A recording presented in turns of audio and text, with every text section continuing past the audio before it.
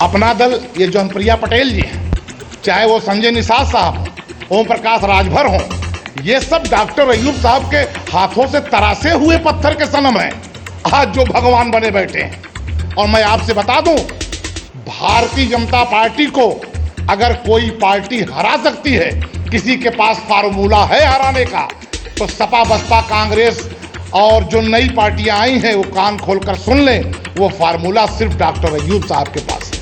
हमने उस फार्मूले को इस्तेमाल किया है डॉक्टर साहब ने 2018 में। और फिर इतनी नाम से नफरत थी तो मायावती ने जब अकबरपुर को अम्बेडकर नगर किया था तब क्यों नहीं चले आए? खलीलाबाद को संत कबीर नगर किया था तब क्यों नहीं चले आए? उसी मायावती से बिहार में बगल में खड़े होकर गलबैया कर रहे थे, और यहां उत्तर प्रदेश को जलाने के लिए प्लानिंग का हिस्सा बनकर आप आए हो।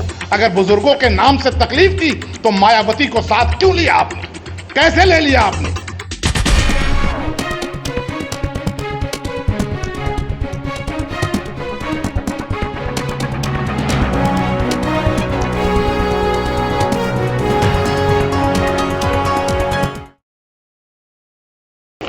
इस वक्त हम मौजूद हैं पीस पार्टी के प्रदेश कार्यालय लखनऊ में।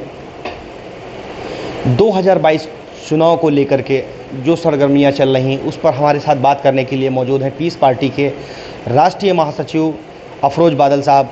अफरोज बादल साहब, मेरा आपसे कुछ सवाल है। जिस तरीके से 2022 चुनाव की सभी पार्टियां अपनी तैयारियों में लगी हुई हैं और पीस पार्टी उसमें कहीं तक हमारे हिसाब से अभी तक दिखाई नहीं पड़ रही है, क्या तैयारियां हैं? 2022 विधानसभा चुनाव की तैयारी पीस पार्टी अपने राष्ट्रीय अध्यक्ष के निर्देशानुसार पूरी तरीके से उत्तर प्रदेश के सभी जिलों में हमारे जिलाध्यक्ष बूथ स्तर तक कमेटियां तैयार करके बहुत जल्द अपने राष्ट्रीय अध्यक्ष के सामने पेश करेंगे। और आने वाले इस इलेक्शन में इंशाअल्लाह पार्टी 103 विधानसभाओं पर तैयारी कर रही है और लड़ा जाएगा पूरी मजबूती के साथ। पीस पार्टी का ये इतिहास रहा है कि पीस पार्टी कभी कमज़ोर बन के या कमज़ोरी के आलम में से इलेक्शन नहीं लड़ी है। हमेशा तैयारी के साथ, मजबूती के साथ। हम लोग न किसी को हराने या जिताने की बात नहीं, सिर्फ पीस पार्टी इलेक्शन जीतने के लिए लड़ेगी, यह है असल मकसद।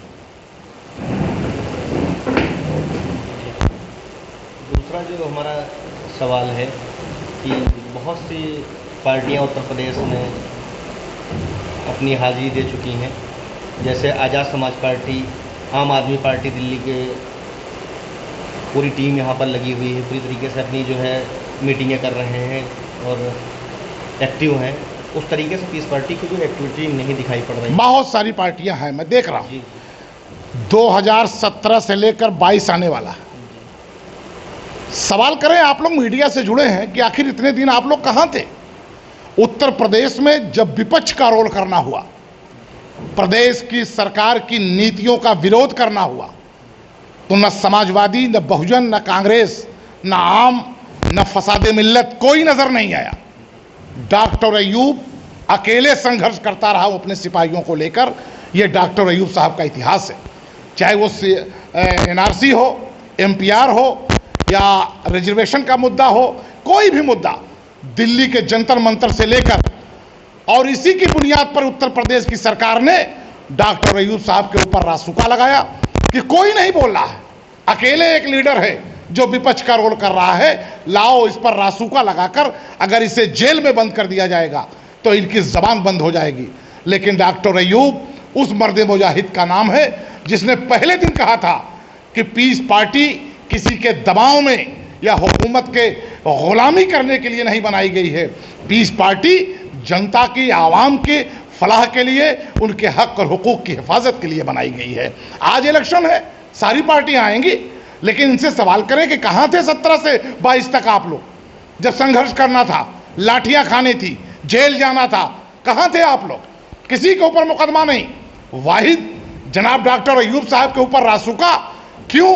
क्योंकि सरकार डरती है। और मैं आपसे बता दूं, भारतीय जनता पार्टी को अगर कोई पार्टी हरा सकती है, किसी के पास फार्मूला है हराने का, तो सपा बसपा कांग्रेस और जो नई पार्टियां आई हैं वो कान खोलकर सुन लें, वो फार्मूला सिर्फ डॉक्टर अय्यूब साहब के पास है। हमने उस फार्मूले को इस्तेमाल किया है डॉक्टर साहब ने 2018 में।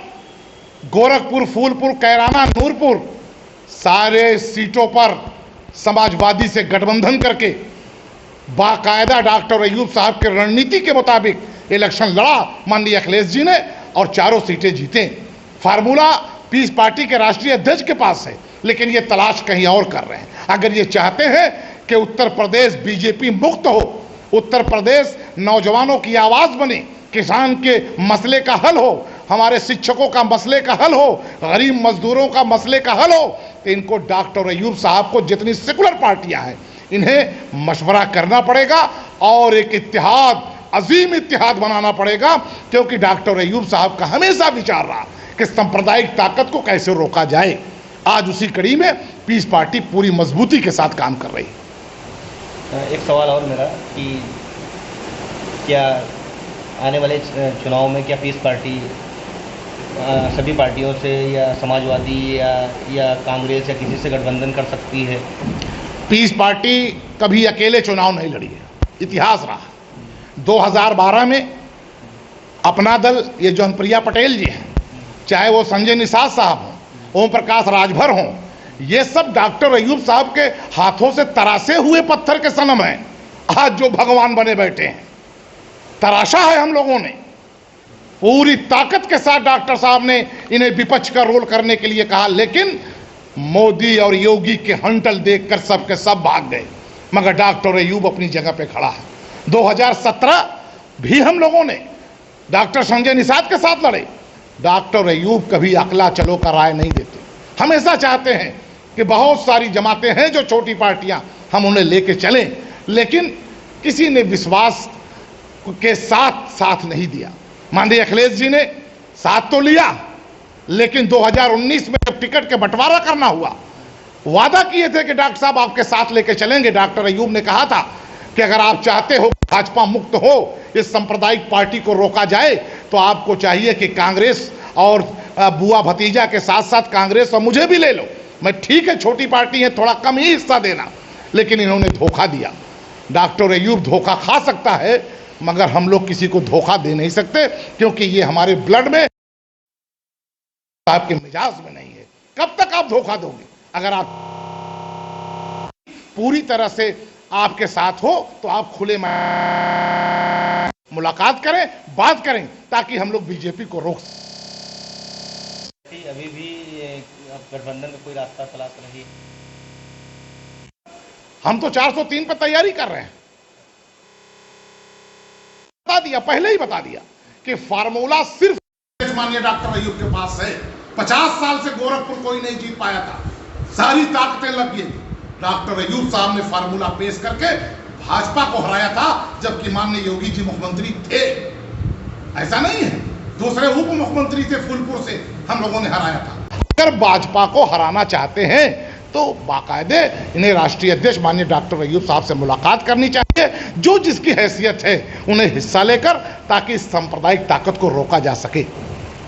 जैसे कि 2008 में पार्टी बनी, 2012 में पीस पार्टी तकरीबन 4 विधायक लेकर आई, 49 से 50 सीटों पर दूसरे नंबर पर थी। वोट प्रतिशत के हिसाब से उत्तर प्रदेश की चौथी सबसे बड़ी पार्टी बनकर उभरी थी। उस हिसाब से आज भी उत्तर प्रदेश में हैदराबाद से आई हुई पार्टी से बड़ी पार्टी है। क्या आप आने वाले चुनाव में, क्या ऐसा है कि पीस पार्टी का कुछ नुकसान कर पाएगी? आपने बहुत अच्छा सवाल किया। 2012 में पीस पार्टी की लोकप्रियता देखकर पहले ही बार में 4 विधायक जीतना, और वो भी सिर्फ एक समाज या एक धर्म के मानने वालों का नहीं। आप देखिए, माननीय अनुप्रिया पटेल जी हमारी ही प्रोडक्शन थी, गठबंधन में जीती। हमारा दूसरा विधायक अखिलेश प्रताप सिंह रायबरेली से जीता। सारे समाज को जोड़कर हम लोग लेके चल रहे थे, लेकिन भारतीय जनता पार्टी के वोट का नुकसान बीजेपी को नींद नहीं आई। उन्होंने बाकायदे प्लानिंग के तहत महामहिम फसादे मिल्लत को उत्तर प्रदेश में बुलाया गया। आज देखिए, आप सवाल बहुत अच्छा आपने किया। जनाब आए हैं उत्तर प्रदेश में तो सबसे पहली जगह उन्हें अयोध्या ही मिला है, जबकि वो मुद्दा खत्म हो चुका है, सुप्रीम कोर्ट का फैसला आ चुका है। लेकिन बर्निंग कैसे हिंदू मुसलमान किया जाए, कैसे जात और मस्जिद और मंदिर को लड़ाया जाए, साहब को ये नहीं पता कि ये उत्तर प्रदेश है। आप जिस जमीन पे गए थे वहां के साधु संत कह रहे हैं कि मैं गर्दन कटा दूंगा, आने नहीं दूंगा। अगर डीएम महोदय ईमानदार होते तो परमिशन रद्द करते, लेकिन वो कौन सा राज है कि और पार्टियों को परमिशन मिलने में परेशानी है जलसे के लिए, जनसभा के लिए, और फसादे मिल्लत के लिए कोई परेशानी नहीं। कई % वोट है वहां मुसलमान का? मुसलमानों का वोट तो पश्चिम में है साहब। आप जाते सहारनपुर, जाते मेरठ, मुरादाबाद, आपकी आवाज है। लेकिन आप अयोध्या, ये प्लानिंग का हिस्सा है। फैजाबाद से मोहब्बत है तो हमें अयोध्या से भी मोहब्बत है, हम नाम से। और फिर इतनी नाम से नफरत थी तो मायावती ने जब अकबरपुर को अम्बेडकर नगर किया था तब क्यों नहीं चले आए? खलीलाबाद को संत कबीर नगर किया था तब क्यों नहीं चले आए? उसी मायावती से बिहार में बगल में खड़े होकर गलबैया कर रहे थे, और यहां उत्तर प्रदेश को जलाने के लिए प्लानिंग का हिस्सा बनकर आप आए हो। अगर बुजुर्गों के नाम से तकलीफ थी तो मायावती को साथ क्यों लिया आपने? कैसे ले लिया आपने? उन्होंने भी तो नाम बदला था। हमें अयोध्या और फैजाबाद से मोहब्बत है, इस पर नहीं। यहां मसले का हल होना चाहिए, नौजवानों को नौकरी कैसे मिलेगी, मसले का हल यहां पर तब होगा कि किसानों के मसले का हल कैसे होगा जो 9 महीने से जिंदा बेचारे जिंदाबाद लगा रहे हैं, सरकार गोंगी बहरी नहीं सूख रही है, उस पर नहीं। कैसे लड़ाया जाए हिंदू मुसलमान को? मैं उत्तर प्रदेश की आवाम से एक अपील करना चाहता हूं आपके चैनल के माध्यम से कि इस साजिश को समझें। अभी कुछ महीने पहले शिखर सम्मेलन हुआ था, आप मीडिया से जुड़े हैं, हम मीडिया का नाम नहीं लेना चाहते, हम चैनल का नाम नहीं लेना चाहते, लेकिन आपने देखा होगा उस पे फसादे मिल्लत साहब आए थे। पीछे ग्राउंड, एक तरफ हरिओम और दूसरे तरफ हरे कलर का चांद बना के लगा दिया गया। साहब ये उत्तर प्रदेश का डिबेट था, उत्तर प्रदेश के मसले का हल कैसे किया जाए, यहां का गरीब मजदूर किसान खुशहाल कैसे हो, लेकिन धर्म पेश किया जा रहा था। और उस पर फसादे मिल्लत खड़े होकर वहां भी बाबरी मस्जिद, वहां भी राम जन्मभूमि, वहां भी फसाद की बात। साहब अगर इतने ही काबिल हैं तो फारूकिया मस्जिद आपके हैदराबाद में क्यों शहीद हो गई? पूरा का पूरा चार मीनार का इलाका क्यों कब्जा हो रहा है? आप उत्तर प्रदेश को बख्श दो। उत्तर प्रदेश में